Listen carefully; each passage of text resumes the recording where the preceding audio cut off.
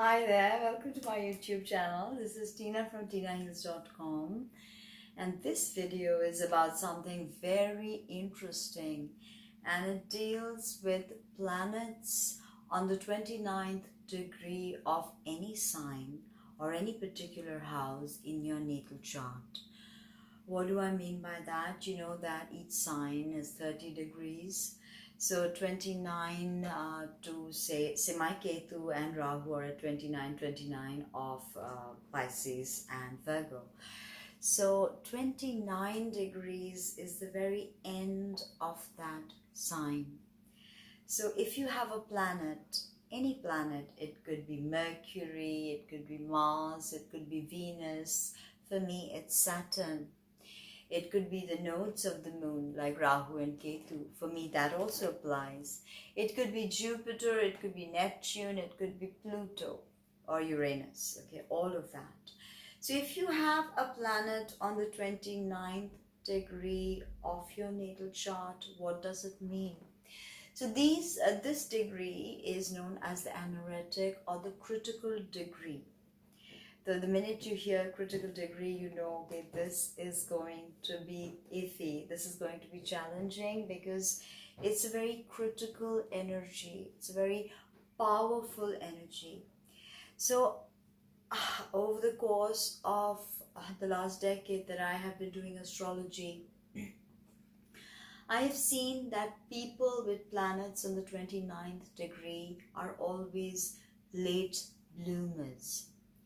So for instance, if you have, say, Mars on the 29th degree of Scorpio, then by the time you master sex, you could be a late bloomer. Let's just say, even understanding your own body, your own sexuality, or how to translate that into bed. You could be a late bloomer when it comes to that, because Mars is, of course, a libido, but it's also our action principle. So planets on the 29th degree are mostly all about things coming to fruition at a later stage in life. You do not understand the process of growth at a young age. It doesn't work like that with 29 degree planets. So another thing that I have seen with 29 degree planets is that people with these placements tend to take things, push things to the boundary. Okay, so Uranus on the 29th degree of Taurus may see you pushing your boundaries when it comes to stability, safety, security. Okay, or even taking that risk, going for that risk, whether you lose it or you gain. Pluto on the 29th degree of, say, Scorpio can be very transformative, and you can push things to a certain, to absolutely a point when there is, no return for most people. But if you've mastered this, not even mastered, I would say, if you know how to work with this energy, you know how to push the boundaries that nobody else probably could, but you know how to somehow sort of salvage it. 29 degrees of Pisces, which is the fixed star sheet, it's called the weeping degree. So this degree, if you have a planet, a moon, for instance, you could be very prone to addictions. You could push that boundary and really want to escape into a world of fantasy and imagination. Because what are drug addicts and alcoholics trying to really do? They're not trying to die or kill themselves off. They're even not looking at just alcohol for the sake of loving alcohol. They want to escape reality. Give them some other form, show them how to work with their Kundalini energy. They will take that option over just getting high or getting wasted. For them, that so this theme of pushing things, okay, pushing and extremes. Okay, so 29 degrees also brings about an extremism. Say I have Saturn on the 29th degree of my 12th house, which is Leo. So I do tend to push my spiritual understanding, the structures. I tend to push them and break them. So this Saturn holds my 12th house. Okay, and my 5th house is Capricorn, and Saturn rules my 5th house. Saturn rules also my 6th house of work. So here Saturn in my 12th house of spirituality, by which I do my work. It's mysticism, it's spirituality, it's divination, it's tarot, it's psychic information. So having Saturn there, I tend to push my boundaries as to how I understand, access, integrate, and assimilate this occult information, this occult body of knowledge. So that's something very, very interesting. Pushing boundaries.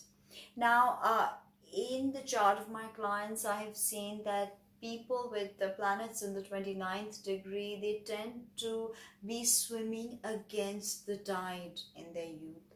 So things are never very free-flowing. Things are difficult. When you swim with the tide, it's effortless.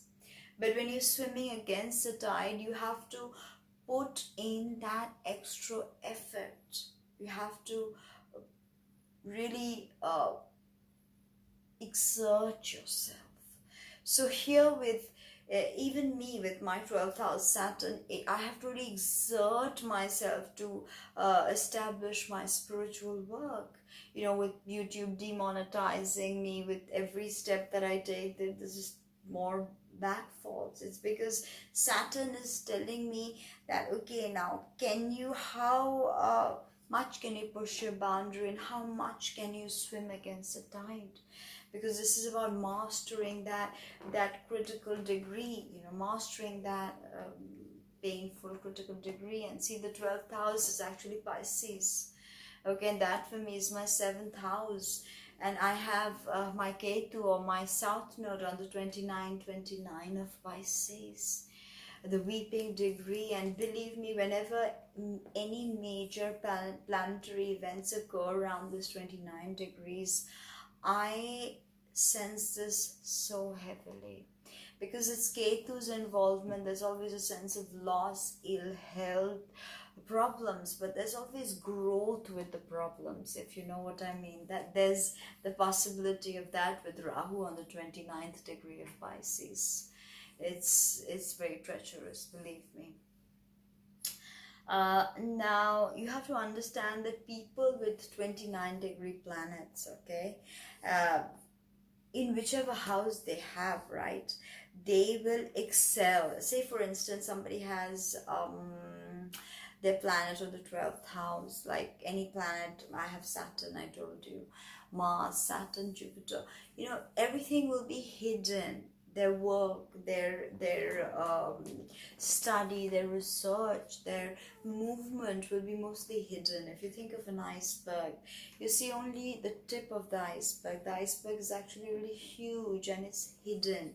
So people with 12th house planets at the 29th degree, they always work with hidden matter. Everything that's going on, mostly they work with the unconscious, or they're discovering something that is got to do with something hidden.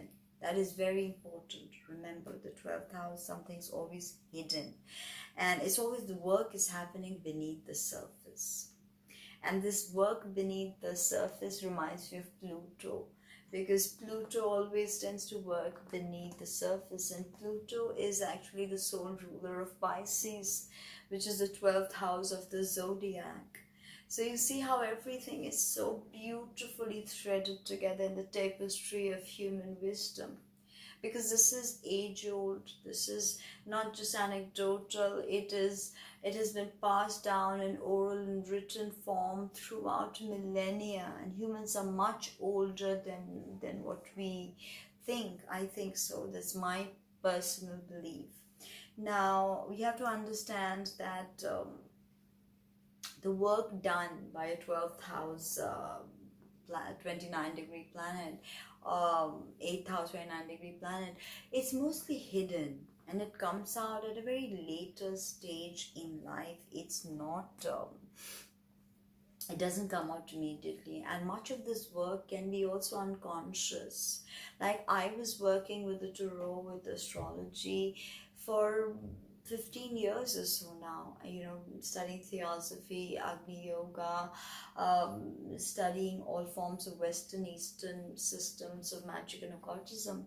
And I never really thought that this was going to be my life. So a lot of this work was just being unconsciously done so that I could come to this stage and speak of these things and really journey through these things in a very deeply personal manner, because it makes no sense for me to just regurgitate and spew it out. Tons of people can do that. So you have to live that experience. With the 12th house planet, I feel, especially with spirituality, I've had to live that experience, and much of my growth was unconscious. Much of this work that was going to later on become my livelihood, my the work of my incarnation, much of that was hidden in my unconscious. I was unconscious of it. It was just something I was learning. But what was I going to do with it? I had no idea. Think of this Alexander Fleming, the guy who discovered penicillin. Okay, penicillin. Okay, some people are allergic to penicillin, but after it was discovered, it changed the way human mortality was viewed. People could now survive, from an infection. So he had his Venus at 29 degrees of Gemini, 29 degrees of Gemini, and it was his 12th house. Okay, so it's Cancer ascendant, so Gemini was his 12th house, and his discovery of penicillin was actually by accident.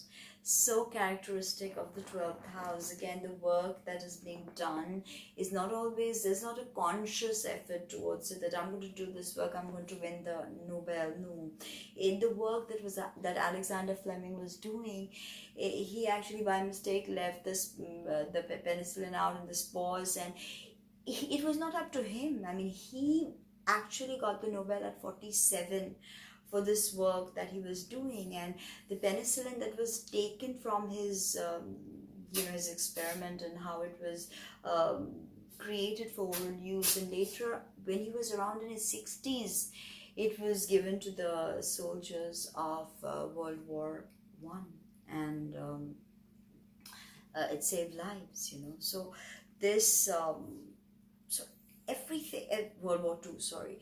So, and penicillin was actually what saved the Allied forces, if you ask me. And it was not for many years that the work that he did, it didn't come into fruition immediately. It took time.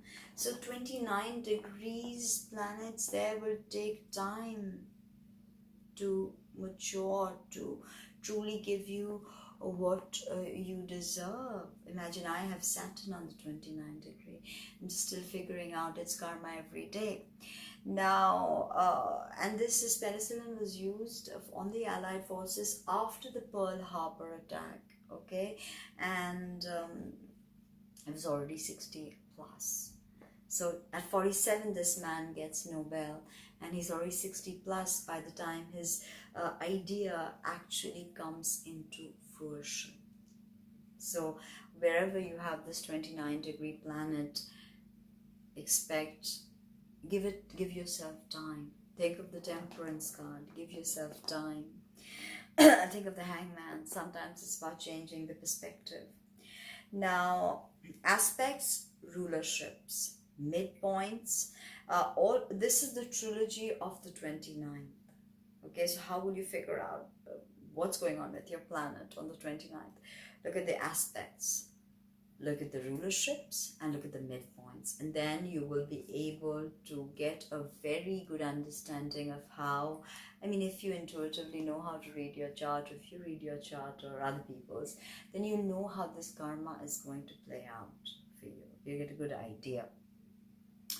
Now, pushing something as far as it goes. I've already mentioned this, but this could also be an idea. 12th houses, especially the planets in the 29 degrees of Aquarius.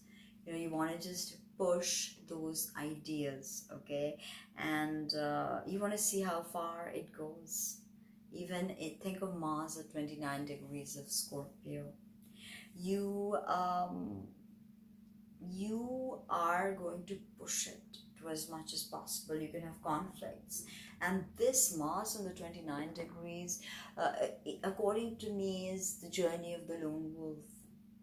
You will always feel like you're alone. You'll always feel like the lone wolf with this 29 degrees of Mars in Scorpio. Let me know in the comments below. Let me know if that's happened to you at all. Mars and Pisces in the 29 degree of Pisces dances. Beautiful, majestic dances, men and women. All right. Now, as I said that my North Node and South Node in Virgo Pisces, right, and at the 29 degrees. So this has been a really difficult placement, if I may say so. And see, with also my 12th house, which is the house of Pisces, and my Pisces, which is my 7th house, okay, and it's house of Libra, Venus. But see how this connects up, 29 degrees, Rahu, and Ketu in Pisces, and Leo, Saturn. Ketu is of the nature of Saturn, actually. So there's a lot of karma there that needs to be figured out by me. It's still, work in progress. Now, like for instance, Leo 29 degrees Saturn, I've seen this in the natal charts of my clients, also mine. Marriage will only work when you are mature and when you've come into your own power. If you try to get married early, it's not going to work out, probably result in a disastrous situation. So marrying early with a 29 degree Saturn in Leo, not a good idea. Let me know in the comments below. This video turned out much longer than I expected, so I hope you like that, and please watch the whole video to get a complete understanding of the 29 degrees. Leave me comments and let me know what you think, what planets you have on 29 degrees, how have you worked with their karma, what have you learned from their shadow. So I think this 29 degrees is also very much a shadow energy. Okay, very much a shadow energy, how it plays out. So thank you. This is Tina from Tinaheals.com. Visit my website, check out my merch, and book a reading. Thank you so much. See you soon.